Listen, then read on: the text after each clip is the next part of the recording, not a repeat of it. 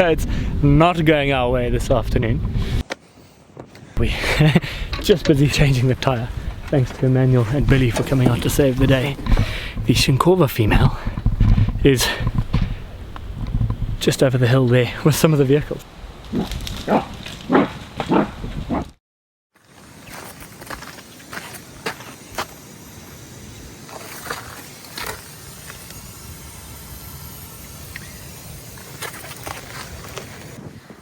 That's not good.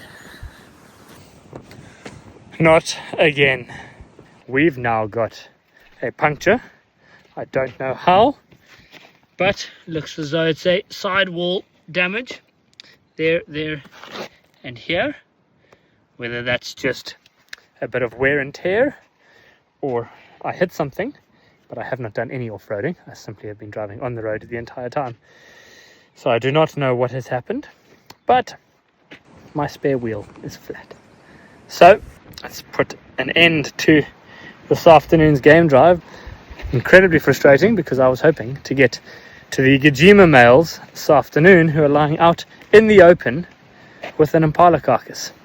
So I guess while I'm waiting for a knight in shining armor to bring out an extra spare tyre, I guess I could talk about what's been happening this week. So we spent an incredible afternoon with the Makhatini family that have been lingering around in the southwestern parts of the reserve, and this was just an afternoon where all four of them were resting out in the open, late afternoon, setting sun in the background, and they didn't really get up to too much, but just nice to actually check in with them and see that they're all doing all right.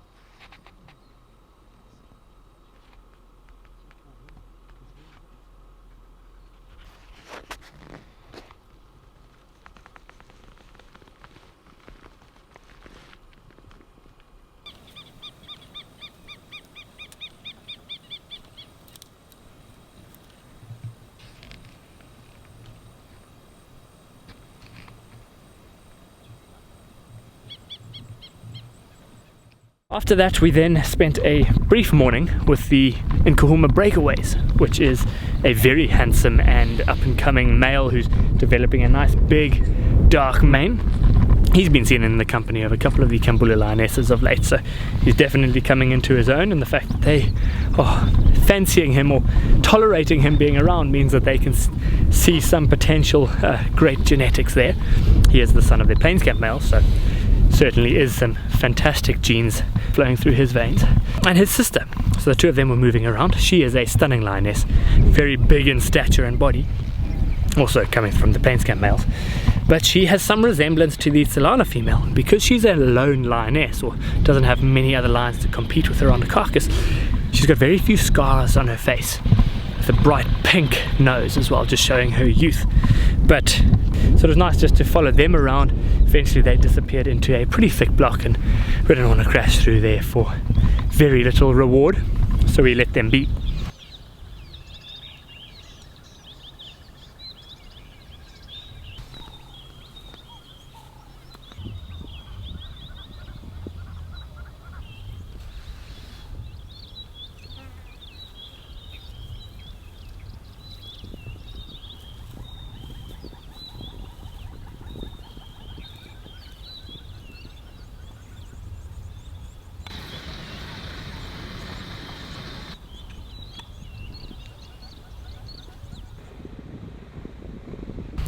And now lastly, we can 100% confirm that the Ximungwe female has lost her cub. I know we mentioned it last week, saying that it was very likely she had lost her cub because it had been more than 3 weeks since it was seen. Uncertain as to exactly what has happened to it, but she's now been seen in the company of the Maxim's male, and they were seen mating. So that just reaffirms our belief that the cub is now no longer around.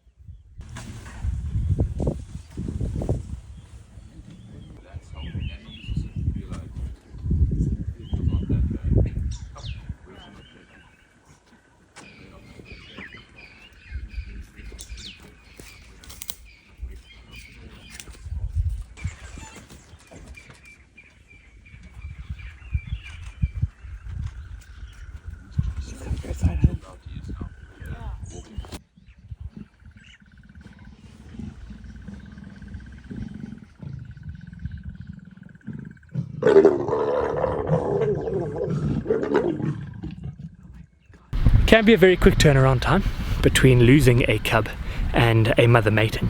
And so, although I personally didn't see her mating, I believe some of the rangers that were there before me did.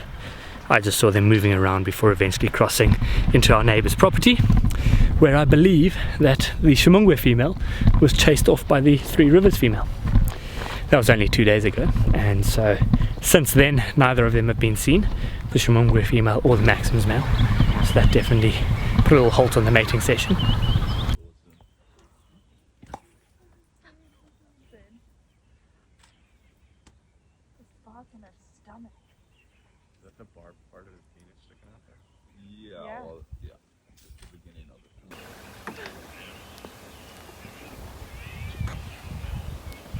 But if this is how it goes, the Ximungwe female will hopefully be pregnant with her next litter of cubs within the next couple of weeks, and then we can count down between 90 to 110 days, 95 to 110 days.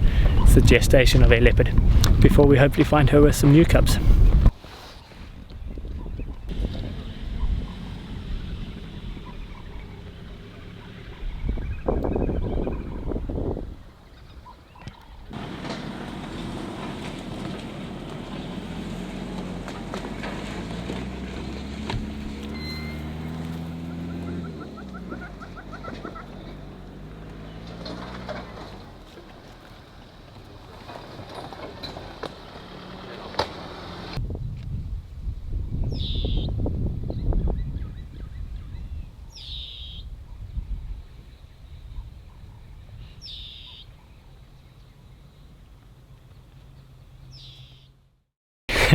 Just busy changing the tyre. Thanks to Emmanuel and Billy for coming out to save the day. The Xinkhova female is just over the hill there with some of the vehicles, so we might at least get a sighting this afternoon. So we just ran into a slight little hiccup. This vehicle has got slightly unusually sized rims, so the wheel that Billy and Emmanuel brought out doesn't fit. So they've turned around to race back to camp to go and get another one, hopefully one that fits. And we had a brief view of the Xinkhova Female up on a termite mound over there, so at least we managed to see her.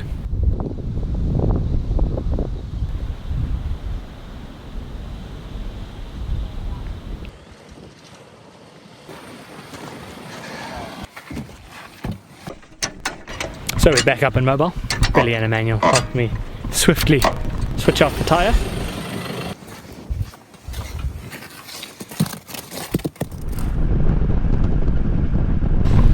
Right, so it's not going our way this afternoon. The Xinkhova Female's dropped down into the river and we cannot see her. It's cold, it's blustery, and I don't know if it is worth me racing all the way down to the Gijima Males, because I believe they are very full-bellied and lying flat out. So I'm going to check in on the radio quickly, see what's happening that side. Stations, can anyone confirm what the activity was off of Dudley sheet erosion with those animals flat out?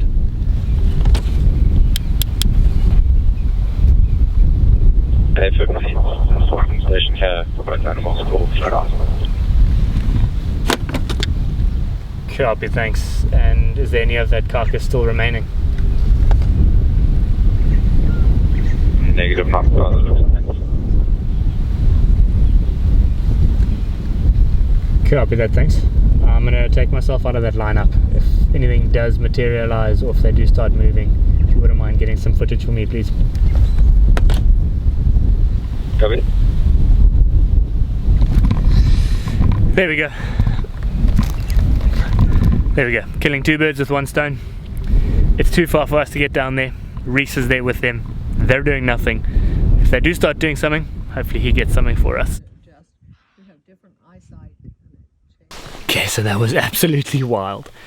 Finally, we were rewarded for our patience. We decided to stick it out and just wait on the banks of the Sand River, hoping to get a decent view of the Xinkhova Female. And she then popped out very close to where our vehicle was. Now that was the first chance we got to see just how hungry she was and just how intent on hunting she was.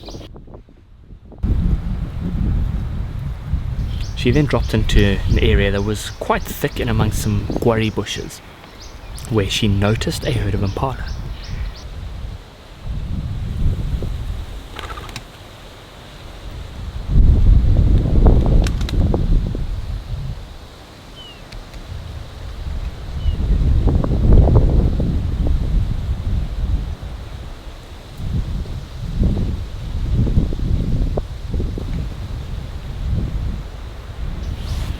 Something spooked the impala, which is not surprising given how windy and on edge the impala were.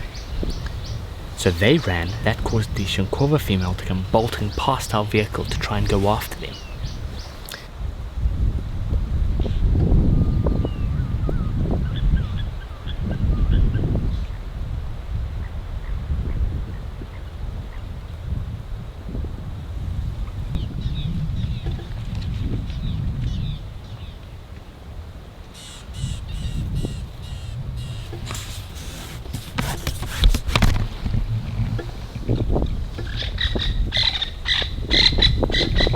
By the time we looped up ahead, we then saw a little herd or group of Inyala walking straight towards where we presumed the Xinkhova Female was.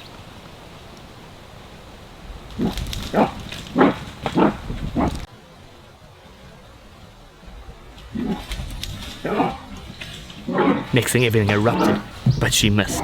The last view we had was her crossing over the road. We thought, you know what, let's not put any extra pressure on her as she's desperately trying to find herself a meal. So we left. But it just shows you how patience really does pay off in the bush. And after all of the hardships that we'd had today, at least we managed to get a decent view of her and watch her have 2 attempts at hunting. So I hope you've enjoyed this virtual safari.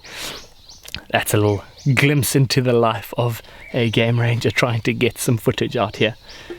But subscribe to our YouTube channel if you haven't already. That'll keep you in the loop with any more of these videos we put out there, as well as it really helps the algorithm and help our channel grow. So thanks for watching, and we'll see you back here again next weekend. But bye for now.